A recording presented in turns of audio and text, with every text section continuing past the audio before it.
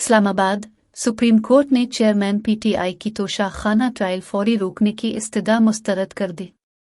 Supreme court के justice Afridi की सरबराही में जस्टिस मुजाहिर नकवी और जस्टिस मसर्रत हलाली पर मुश्तमिल 3 रुकनी बेंच ने तोशाखाना केस के खिलाफ चेयरमैन पीटीआई की दरख्वास्त की समाअत की। दौरान समाअत जस्टिस आफरीदी ने कहा कि आपकी दरख्वास्त गैर मुअस्सिर हो चुकी थी, फिर भी हमने सुना और हुक्म दिया। हम सूरत हाल को समझ रहे हैं। हमने समझा था हाई कोर्ट आपको बेहतर आर्डर देगी। जस्टिस आफरीदी ने कहा कि पहले हाई कोर्ट को फैसला करने दे, फिर सुप्रीम कोर्ट में केस लगा लेंगे। मुमकिन है कल हाई कोर्ट ट्रायल ही रोकने का हुक्म दे दे। ट्रायल कोर्ट्स पर सुपरवाइजरी दायरा इख्तियार हाई कोर्ट का ही है। हाई कोर्ट से आर्डर आने के बाद केस को समाअत के लिए मुकर्रर करेंगे। जस्टिस आफरीदी ने कहा कि सुप्रीम कोर्ट ने रिलीफ दे दिया था, मजीद किया चाहते हैं।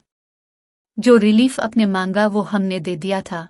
हैरत है, आपने फिर भी सुप्रीम कोर्ट से रुजू किया। इस मौके पर चेयरमैन पीटीआई के वकील ने कहा कि केस कल हाई कोर्ट में समाअत के लिए मुकर्रर है। असल सवाल दायरा इख्तियार का है।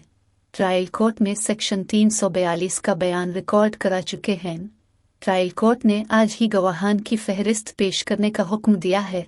ट्रायल कोर्ट ने कहा है कि अगर आज गवाहान की फहरिस्त ना दी तो ट्रायल मुकम्मल हो जाएगा। अदालत सुप्रीम कोर्ट और हाई कोर्ट में केसेस के फैसले तक ट्रायल रोकने का हुक्म दे। ख्वाजा हारिस के दलाइल पर जस्टिस आफरीदी ने कहा कि अपने हुक्म इम्तना की दरख्वास्त की ही नहीं है। बेहतर होगा कि आप अभी सोच लें और हुक्म इम्तना की दरख्वास्त दायर कर दें। मुमकिन है जो रिलीफ हमसे चाह रहे हैं इससे अच्छा हुक्म हाई कोर्ट से आ जाए।